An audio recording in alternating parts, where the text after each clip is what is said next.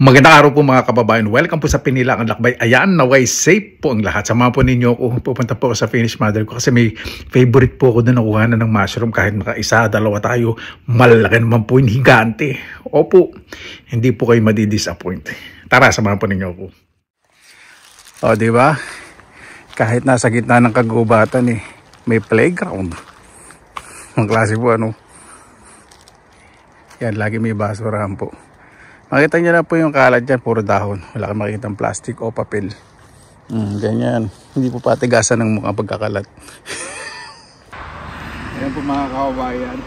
Bisita po ako sa Finnish Mother ko at naglalakad po kami dito. Makita po kung malaki ping iba. Oh, matigas. Ang ganda laki. Dali lang po Ang laki. Sa wakas. Ay! Kinain na squirrel yung tangkay. Makikita ko po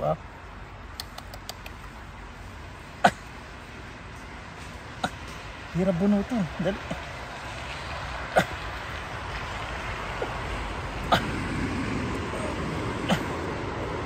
Ayun. Ayun. Yung kalahati ng tangkay. Kinain ng squirrel.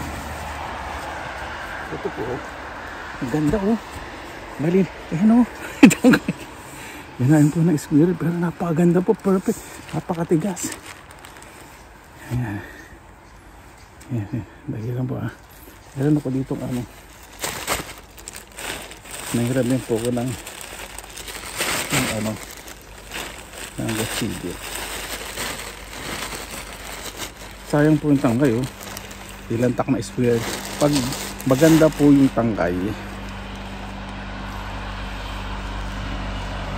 at fresh na pa. Yan po, ganda wala pa siyang uod. Naku, sarap nito. Luluto ko po agad ito may pag-uwi. Yan, linisin po natin. Sayang, kahit kinain siya ng squirrel. Hagis ko doon sa gubat yung pinaghiwaan kasi nag-create ko ng may seedling. Yan po, laki. O diba? Na-jackpot po tayo. Ganda. Laki. Tara po, diretso na tayo.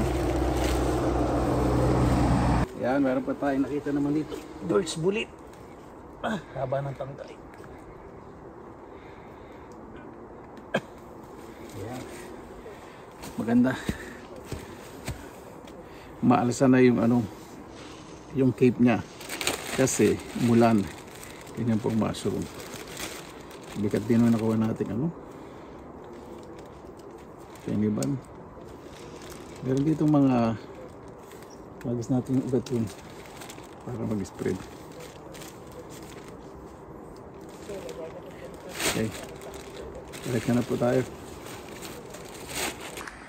Sa kayo makakita, napakaganda ng daanan sa gubat. Tapos may ilaw. Diba? Safe feeling. Yan, lagay po muna ako ng tubig. Dito na po tayo sa bahay. Kaya gamit po ang sibuyas na pula. Gusto ko marami para mas malasa. Kulang na po natin yan. Lagyan na po tayo ng asin para yung sibuyas mabilis mag-release po ng flavor. Ang gagamitin ko lang po sa soup itong peniban. Ito pong orange beers ulit. Lalo ko na lang ulit sa freezer. Simpa muna natin ito. Napakaganda po. Firm siya talaga. Ito kahit na kinain ito ng squirrel. Wala pong problema po yan. Simpa muna mabuti. Kaya po tinatapig na gano'n para may lamang po kung firm. Kung matigas. Pag matigas, okay na okay po yan. Ha? Isang piraso, mapapakain ng buong pamilya. Ang laki. Ito po kanina. Tuntua ko kanina. Buti na lang. Okay. Yung orange birch bullet. May ako na lang po muna linisin yun kasi tayo magpo-focus sa piniban. Tanggalin po natin itong tangkay. Bababad ko na itong tangkay sa tubig para mag-release ng Baka may mga uod pang maliliit. Bago po natin iwain. Ang squirrel po, ang kinakain lang po ng mga squirrel, mga fruits. At hindi pa pong iba. Mga gulay, mushroom. Ay, ang ganda. Ito po yung pinaka-the best na nakuha po natin this year. Tinan po ninyo. Napakaganda, napakalinis. Parang konsensya ko lang. Iwain ko po muna ng ganito. Bago ko... Ay, may uod tong isa. Itong other side. Ito, hindi. Pwede pa to. Tatanggalin ko na yung... Ito po, may uod. Makita ko po sa inyo close up. Ayan. Yung butas-butas uod po yun. Pero may part dito na ito. Ay, nakapanginayan po talaga. Yan po talaga. Pa natin. Ito may uod sa kayang. Ito. Ito. Pwede pa ito. Pero kung itadry ko po ito, okay lang po yun. Yung ganong... Tingnan natin ito. Parang ito yung side lang na may uod eh. Yun, ito lang nga. Dali. Slice pa natin. Yun. Perfect. Ganyan po. Bago po natin i-slice into small cubes. Imagine po ninyo, no? Ganda. Ito po yung second class kasi pag malaki po, consider the second class na konti yung uod. Sa iba po kahit may uod kinukuha, dinadaray. Yan. Babad po muna natin para mag-release ng mga dumi. Ayan, syempre, kuya, slice mo rin mo. At pakita mo rin yan po. Ito, nagasan ko na po. Ay, may uod po itong cape. Hindi ko na po kitang-kita ko na po. Itong tangkay, ito. Lalagay po natin ito sa freezer. Nakuha natin nung kahapon. Same plastic ko na lang po ilalagay. Sa orange birch bullet po, kailangan po ito lutong-luto bago po kainin. O kaya pakuluan bago kainin. Yung po recommendation. Pag nilalagay ko sa freezer, talagang lutong-luto ko po ito. Pero itong penny ban, nakakain po. Ay, sorry. Nakakain po ito ng hilaw. Ayan po. Nababad ko na po. Kung narinig po ninyo. Ewan kung narinig yung mga batang nagsisiga. Kung narinig po ninyo. Dahil yung neighbor eh. Ayan. Pag ihawain po ninyo, huwag nyo pong tatanggalin yung gills sa cape. Para kapit na kayo. Kasi pag pinakulaan nyo, nakahiwala yung gills sa cape. Nagdudurog-durog lang. So ganito lang po gagawin ko. Maninipis. Napakasarap po nitong kabutin ito. Alam nyo, pag hinalo nyo po ito sa, lalo na sa chop suey, sa dinding. Sa chop suey, para po siyang chicken. Mal chicken po talagang lasa niya. Napakasarap po nitong kabutin na ito. Naka-jackpot po tayo dahil napakagandang klase po nung nakuha natin. Bihira lang po yung sa malaki na kabutin na ganito pong kalinis. Yung kanina may konting uod, pag din-dry po yun, matatanggal po yung uod. Ilalagay po sa dehydrator. Maaahon po yung mga uod tapos malinis na po yung kabuti. Kaya iba pong nabibili sa mga online. Makikita po ninyo, merong mark ng mga uod, pero malinis. Hindi ko po lalagay yung isang buong penny ban.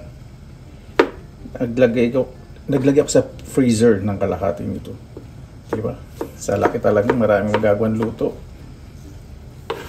Ito nga medyo marami na itong ilalagay ko eh. Hindi ko na isasama itong tangkay, ilalagay ko na sa freezer. Parang tama na to sa akin, para hindi ma-overpound yung lulutuin nating soup. Iwain na po natin lahat. Ganda po na itsura, no? Sa Italia po, mas maninipis po dito, mas yung cubes. Kasi sa risotto, nilalagay po nila yan. Lalo yung price na ganyan. Pipinuhin nilang hiwa-hiwain po talaga yan. Pero nilalagay nila mostly sa risotto, yung young ones, first class. Itong mga second class, nilalagay nila sa pasta, pinakatry nila sa paglutuin. At yung pinakaluan po nating sibuyas, okay na po. Lulutuin ko po muna itong kabuti. Para yung mushroomy odor niya, aroma, medyo matanggal. Pero hindi naman po very strong yung ano nito eh. Medyo amoy ng batik, pero konti lang. Kuloy lang po natin yan. Isang kulo lang. Yan, ganyan po dapat. Kuluan na kuluan. Lalagay po ko ng konting ginger powder. Depende po sa inyo, fresh ginger. Konti lang. Yun. Yan nyo lang pong kumulo ng kumulo. Maganda po yung ganyan, yung kulong-kulo. Medium high heat. Tapos maglalagay po ako ng konting toyo. Medyo nahawig po ito sa Chinese style soup. Konting toyo lang lalagay natin.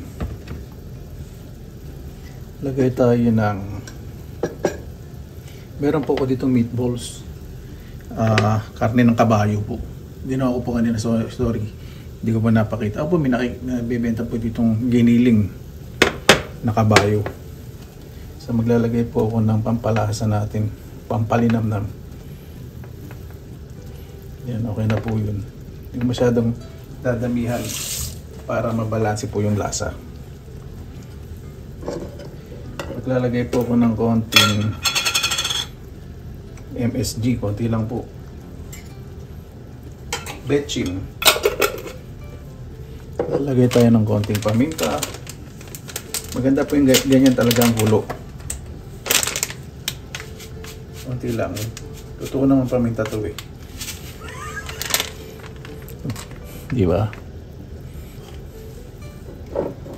Tapos, pakuluin lang natin ang pakuluin yan.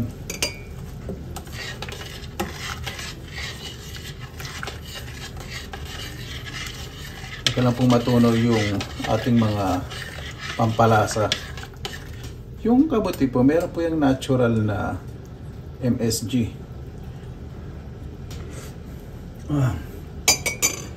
Napakasarap. Dagdagan ko pa ng konting toyo. Kulang sa sipa yung toyo. Parang sumisipa yung karne ng kabayo. Yun. Okay na okay na. Tapos lang po maglalagay tayo ng cornstarch. Magkaiba po yung corn flour. Ang cornstarch po, pinong-pino po ito. Yung corn flour, iba po yun. Ay, sorry. Huli pala to. Sorry. Kamali po ako. Lagay po tayo ng murang sibuyas o chives sa English, o yung sibuyas na pinong-pino.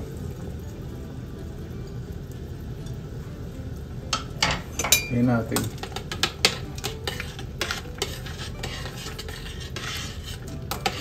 Napakabango. Talagyan na ba natin lahat? Okay po, tinanong. Tapos agad po yan, hindi pa. Talagay ito, isa o dalawang peraso. Ito, gusto ko po dalawa para mas malasa. Kailangan po well beaten. Tapos haluin po ninyo ng mabilisan.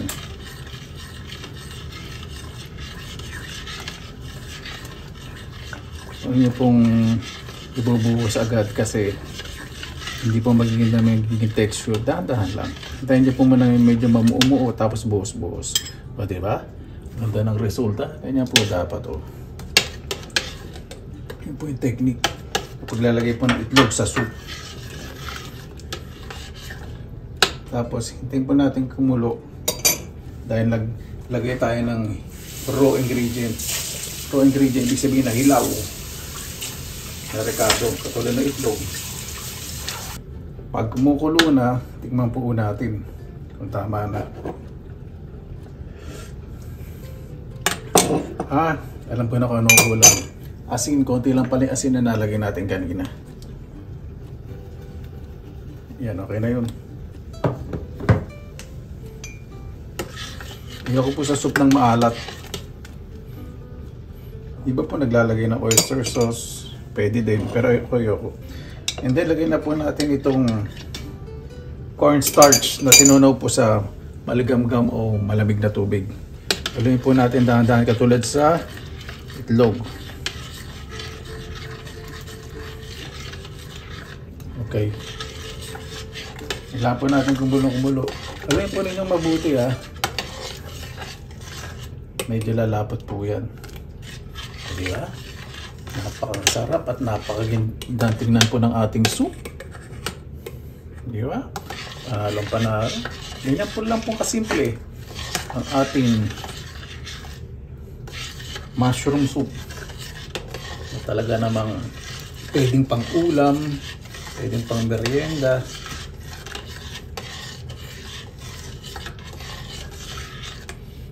Isang kulo lang po. Tapos ready na po. Tara, kaya na po tayo.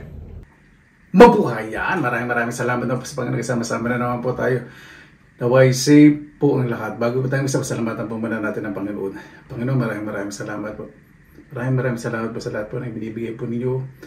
Naway ang bawat isa po na lumalabas po sa tahan makabalik po na ligtas. Lalo na po yung malalaya po sa kanilang mga mahal sa buhay. Naway ang bawat isa po na lumabang po ng patas. Kaya bahala po sa amin, sinusukunan po namin sa inyo lahat sa ngalan ni Jesus. Amen. Sarapan natin. Inumin ko po ngayon fresh milk. Kasi may pastry.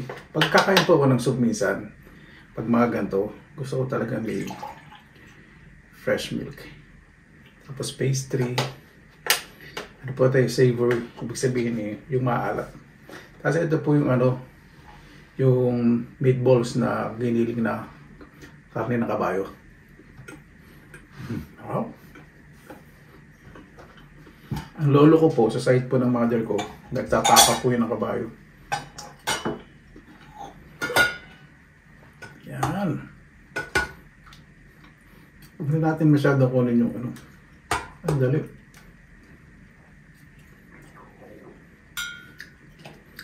Napakasarap tingnan.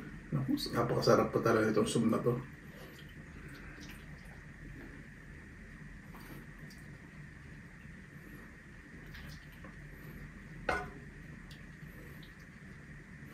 Ito po yung soup na minsan pag nagluluto ng ganito, isang kainin ko lang po. Ito po walang halong biro. Dali lang po Sorry, nakalimutan ko po yung Huwag na nga, kutsara. Punggayin na lang natin.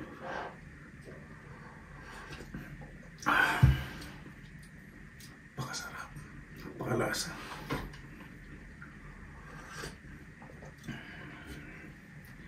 Dali. Pagka makain ko po na to, may ina-add ako. Just hold on.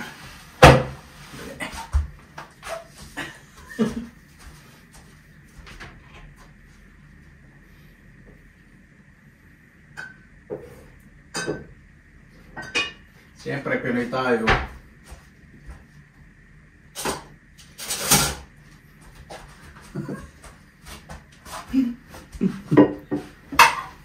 Kuya, bakit yung ka? Naka-brief lang kasi. Patis. Ayokong spoil po. Ayoko ilagay yung patis dun pagluto. Gusto ko na lang pagkakain. Ayoko po kasi ma-spoil o maiba yung lasa.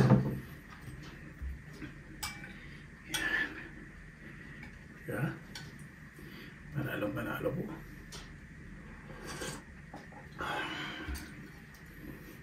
Pasarap. Lasa nitong kabuti.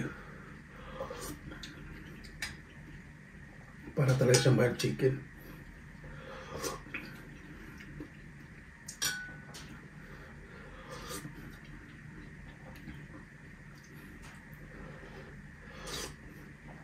Kuya, bakit ganyan na may tsura ng buhok mo? Nasa bahay ako, hindi ko na masyadong pinapansin.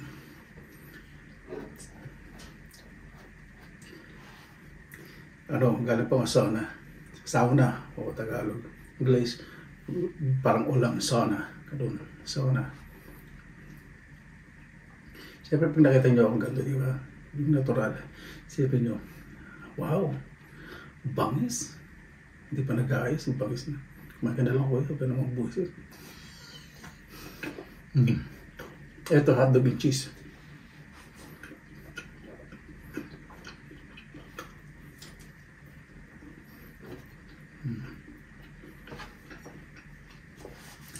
Panalong panalo. Soup. Ito ham and cheese.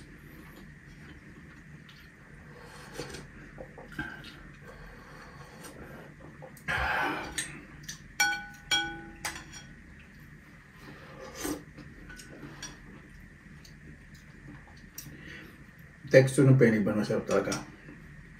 Firm siya kasi pag firm masarap po para siyang yung texture niya parang garlic talaga. Ano ito?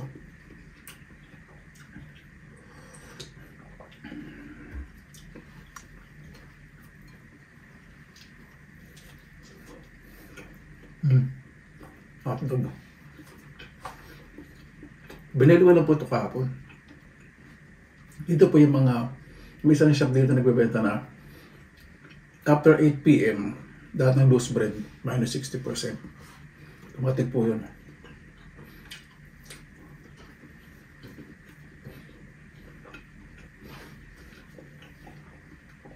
Halimbawa, €1 each ang presyo.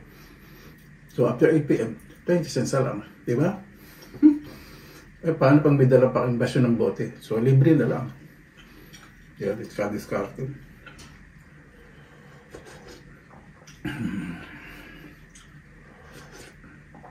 Masarap.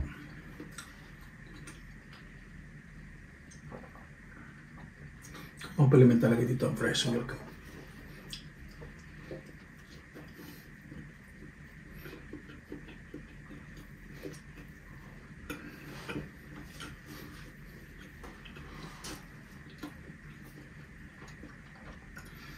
Ito hindi po masyadong titirahin. Papakain ko po sa mga Finnish friends ko. Gagawa po ng mashed potatoes sa may lingonberry jam. Gusto po nila yun.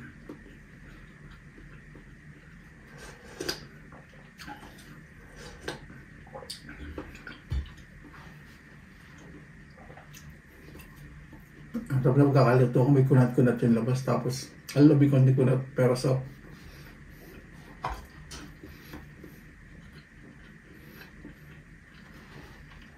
pakita mo kuya yan po.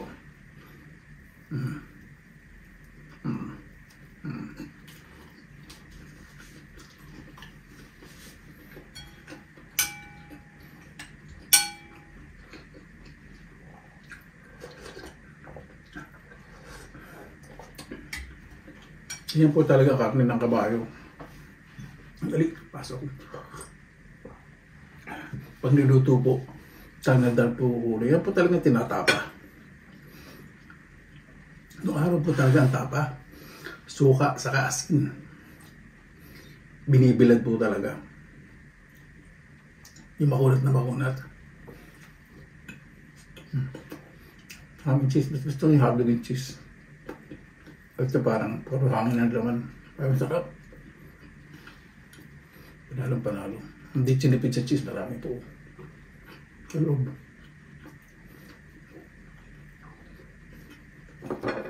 Totoo may cheese. Hindi yung cheese flavor lang.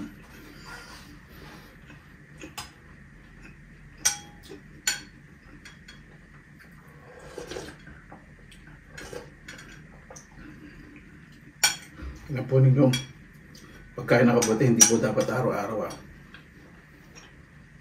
Ako kumakain po 2 to 3 times a week.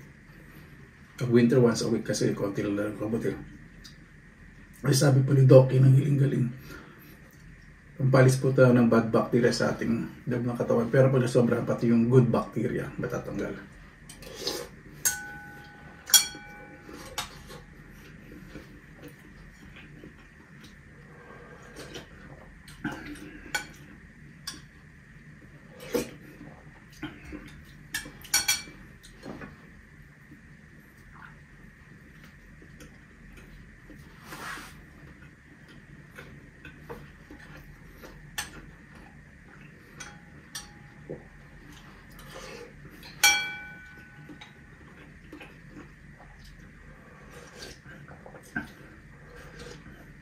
Sarap.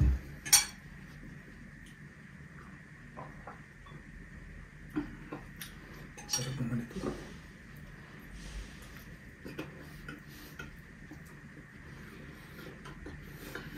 Dahil na sa risotto. Ako.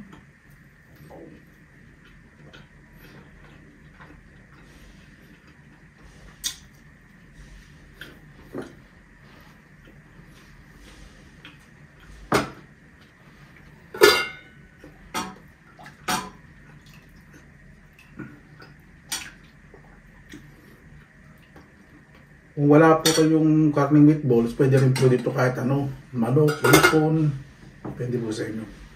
Tapos maganda, gusto nyo maglalagay ng konting parsley o celery, inchay. Sarap po kung inchay.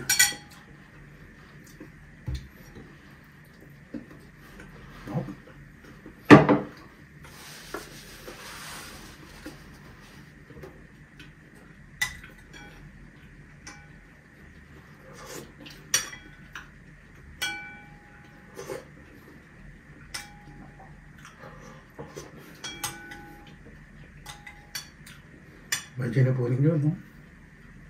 Once a year. Masarap na kabuti. Tapos napakamahal pa pag binenta.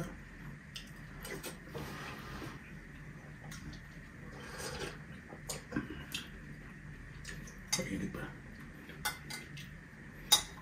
Iba na pala yung meatballs.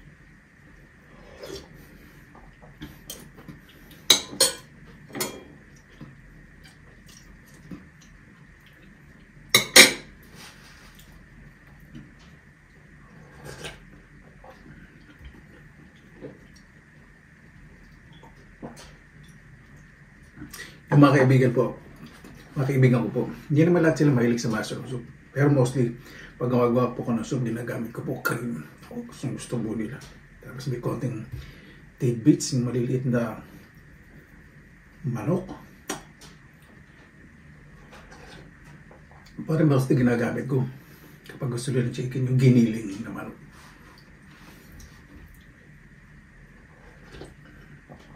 Kaya po nila ng celery. Okay, tayo din yan. Kahit sa ibang pagkain o si mga finish, hindi po sila mahilig sa celery. Napansin ko. Kasi hindi nila masyadong ginagamit sa pagluluto.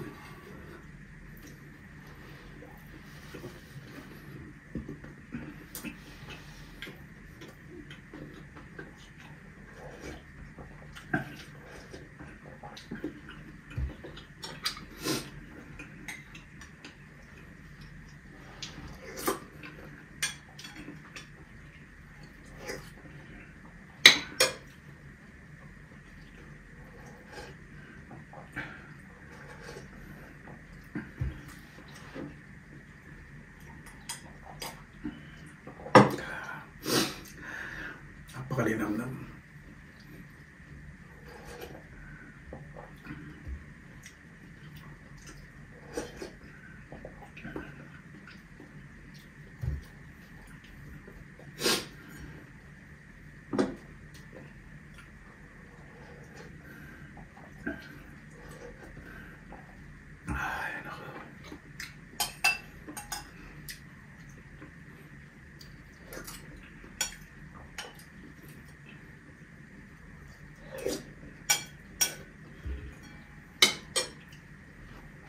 May ginger powder siya pero hindi mo siya masyadong malalasa. May konting hint. Galing. Kala ko kasi pag nilagyan ng duya, minsan na soup, lasang-lasa mo. Pag marami. Pero tama lang. Titikman po ninyo luluto po nila.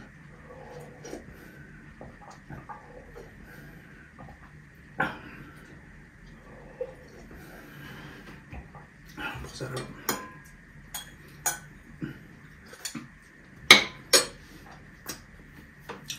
Dali.